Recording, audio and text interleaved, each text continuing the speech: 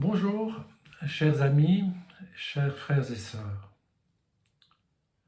Lorsque je prononce les mots barrière, mur, muraille, qu'est-ce que cela évoque pour vous? Pour ma part, je pense tout de suite à la muraille de Chine qui fait plus de 7300 km. Je pense aussi au mur de Berlin qui, voici plus de 30 ans, a été démantelé. Quelle joie pour le peuple allemand d'être à nouveau réuni. Les barrières sont-elles pour autant en voie de disparition? Pas du tout. Depuis le début de ce siècle, plus de 26 000 km de murs dans plus de 20 pays ont été érigés pour se protéger de ses voisins, dont le plus grand, vous le savez, se trouve entre les États-Unis et le Mexique. Des constructions faites de main d'homme pour se protéger et s'isoler. Ces nombreuses barrières physiques, tangibles et visibles, sont parfois moins résistantes que certaines barrières invisibles. Et ici, je veux parler des barrières mentales cachées et enfouies dans notre cœur, des murailles très profondes qui sont appelées par les psychologues mécanismes de défense, et aussi les barrières que sont nos préjugés. Ce sont de ces barrières non visibles que je voudrais vous parler au travers de ce récit bien connu de Jésus et la femme samaritaine. Il s'agit d'un temps de rencontre très fort qui va faire voler en éclats bien des barrières. Et nous lisons ce récit dans l'évangile de Jean au chapitre 4, et je lirai à partir du verset 4 jusqu'au verset 9 dans la version Nouvelle Français courant. Or, il fallait que Jésus traverse la Samarie. Il arrive près d'une ville de la Samarie appelée Sychar, qui est proche de la parcelle de terrain que Jacob avait donnée à son fils Joseph. Là se trouvait le puits de Jacob. Jésus, fatigué du voyage, s'assit tout simplement au bord du puits. Il était environ midi. Une femme de la Samarie vint puiser de l'eau et Jésus s'adressa à elle. « Donne-moi à boire. » Ses disciples étaient allés en ville acheter de quoi manger. La femme samaritaine dit à Jésus, « Mais tu es juif, comment oses-tu me demander à boire, à moi, une samaritaine ?» En effet, les Juifs n'ont pas de relation avec les Samaritains. Dans un premier temps, je parlerai du lieu insolite. Or, il fallait qu'il passe par la Samarie. C'est comme ça que débute ce récit. Du temps de Jésus, le passage par la Samarie pour aller de la Judée au sud, en Galilée au nord d'Israël, n'était pas simple, ni sans danger. On le voit dans un autre récit de l'évangéliste Luc, où Jésus repasse par la Samarie. Et il est dit, on ne l'accueillit pas parce qu'il se dirigeait vers Jérusalem. Et pour éviter la Samarie, bon nombre de Juifs contournaient la région en traversant le Jourdain et remontaient vers le nord pour arriver au lac de Galilée. Qui étaient ces Samaritains? Dans la première partie de la Bible, dans le livre des Rois, au chapitre 4, 17, on voit que la région de Samarie avait été dévastée. Les Juifs du royaume d'Israël sont exilés en Assyrie. Le roi d'Assyrie va repeupler cette région avec des étrangers qui vont emporter avec eux leurs idoles et leurs croyances. Et au cours du temps, il va y avoir un mélange religieux entre le judaïsme et leurs croyances ancestrales. Cela va créer une inimitié progressive entre les Juifs orthodoxes et les Samaritains. Les Juifs auront leur lieu saint à Jérusalem et les Samaritains sur le mont Garizim. Mais malgré cet état de choses, il fallait que Jésus passe par la Samarie. Jésus va devoir sortir de sa zone de confort. Il franchit la frontière en territoire entre guillemets ennemi, un territoire idolâtre. Jésus n'a pas peur, il accomplit la mission que son Père lui a confiée dans cette région hostile. Il fallait qu'il passe par la Samarie.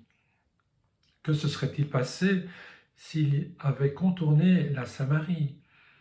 Il n'aurait pas rencontré la femme samaritaine ni atteint les habitants de la ville de Sychar. Sommes-nous prêts à pénétrer en territoire inconnu pour Dieu? Sommes-nous parfois, comme Jonas, allant dans une direction opposée afin d'éviter notre prochain et empêcher ainsi la grâce de Dieu de se manifester à lui? Dieu pourtant, dans sa grâce, est venu parmi nous pour sauver le pécheur, qu'il soit loin dans des contrées hostiles ou notre propre voisin que nous connaissons si peu.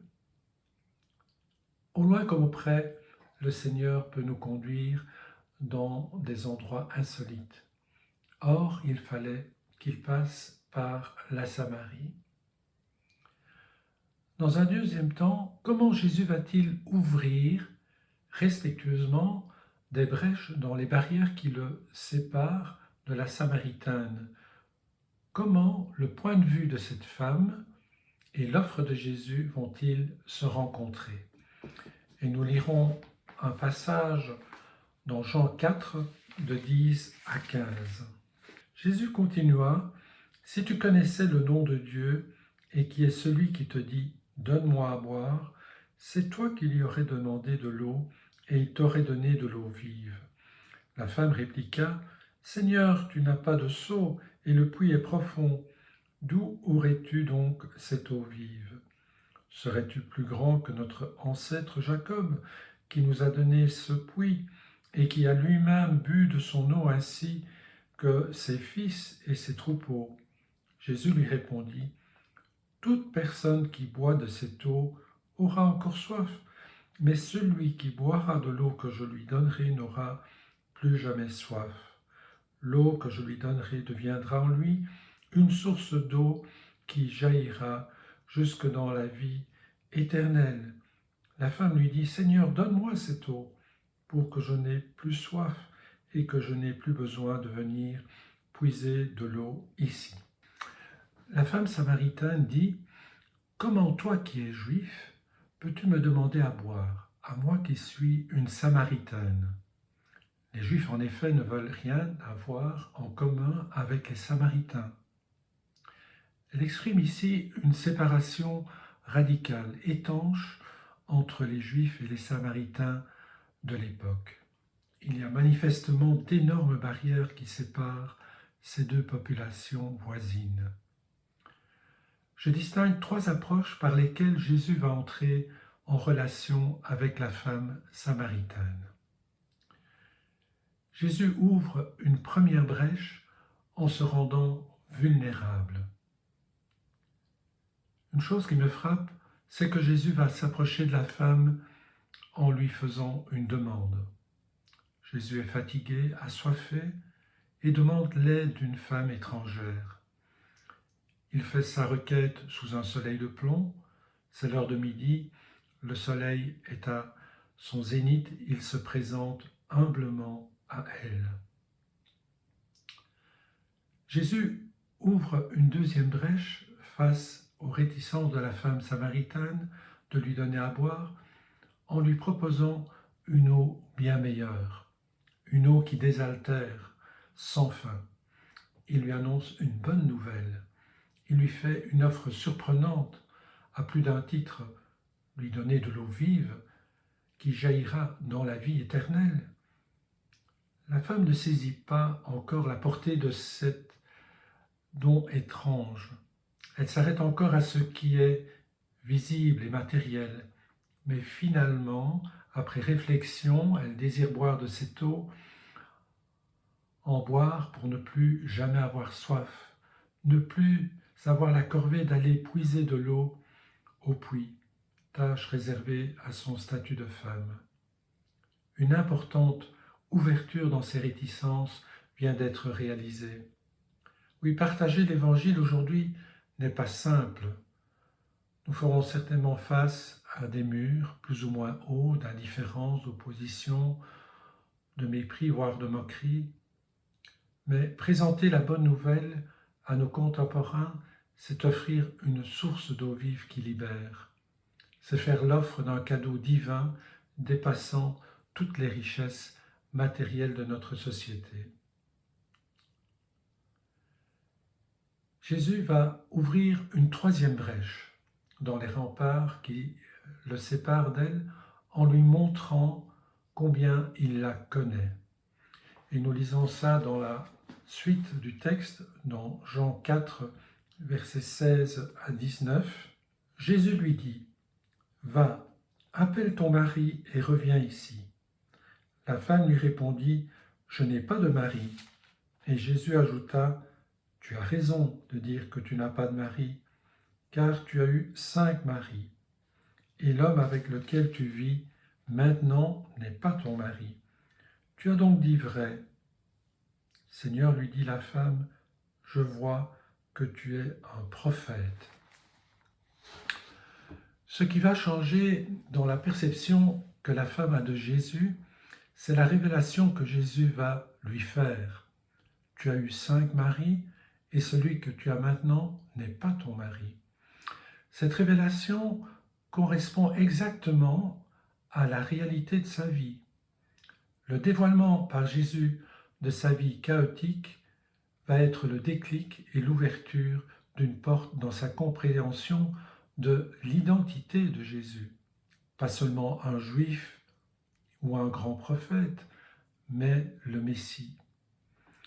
Je te connais ton cœur et j'y vois tout ce qui s'est passé et ce qui se passe encore aujourd'hui. Rien ne m'est caché. Et la révélation me fait penser à une photographie Polaroid qui sort quelques secondes après la prise de vue et laisse apparaître progressivement une image nette.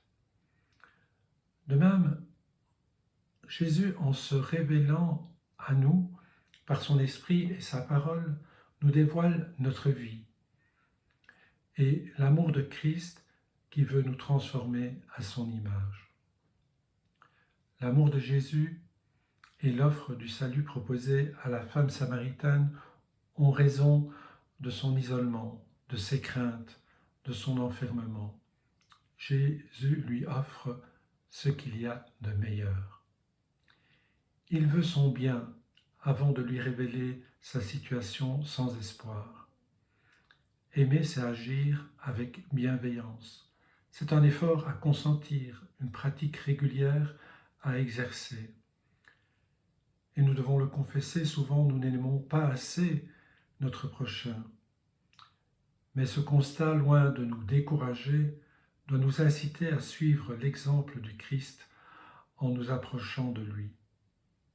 Nous pouvons, comme Jésus, aimer de manière humble, déjà par le simple don d'un verre d'eau à l'un de ses petits, comme il exprime dans Matthieu 10.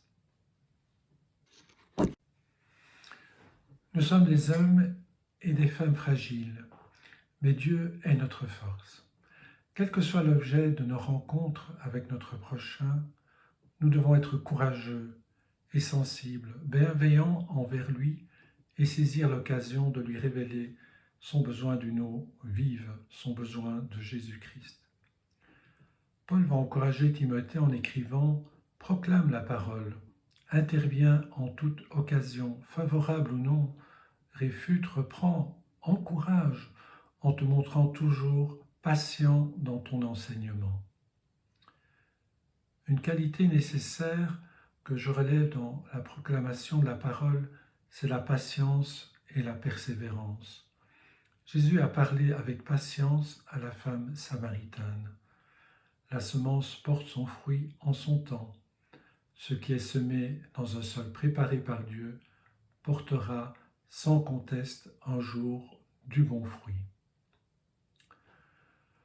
Le huis clos entre Jésus et la femme samaritaine s'ouvre ensuite pour accueillir des témoins surpris.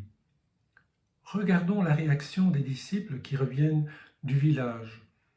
Ils ont eux aussi leurs barrières culturelles. Ils sont étonnés de voir Jésus parler à une femme. Ils se disent peut-être, est-ce bienséant de s'entretenir avec une femme? A-t-elle les capacités intellectuelles pour comprendre le message du Maître? Ne devrait-elle pas se cantonner dans cet âge domestique? Jésus ne s'arrête pas à ces préjugés amoindrissants. Cette femme samaritaine, par ailleurs, n'est ni ignorante ni inculte. Elle dit au verset 25, « Je sais que le Messie vient, celui qu'on appelle Christ, quand il viendra, lui, il nous annoncera tout. » Jésus va utiliser cette femme méprisée pour se révéler à toute une ville. L'apôtre Paul dit aux Galates, il n'y a ni juif, ni grec, ni esclave, ni homme libre, ni homme, ni femme, car vous tous, vous êtes un en Jésus-Christ. Nous sommes tous, par la foi, fils et filles de Dieu en Jésus-Christ. Le mur de séparation, notamment entre les hommes et les femmes, a été détruit par l'œuvre de Christ sur la croix. À ce moment crucial de l'histoire humaine, alors que Jésus expire sur la croix, le voile du temple de Jérusalem se déchire en deux, d'en haut jusqu'en bas. Un accès direct est ouvert entre le lieu saint et le lieu très saint. Par la foi en Jésus-Christ, nous avons tous un libre accès auprès de Dieu, notre Père. Alors les paroles de Jésus vont avoir un effet spectaculaire sur la femme. Aucun mur ne résiste à la parole de Dieu. La femme court au village pour annoncer sa rencontre avec Jésus. Elle présente Jésus comme étant le Christ attendu. Le témoignage de cette femme va conduire à la foi bon nombre de Samaritains. Nous assistons au premier réveil des évangiles. Et ces Samaritains sont tellement assoiffés d'enseignement qu'ils demandent à Jésus de rester parmi eux et de commencer une formation biblique, ce qui sera la première école biblique de Cisjordanie.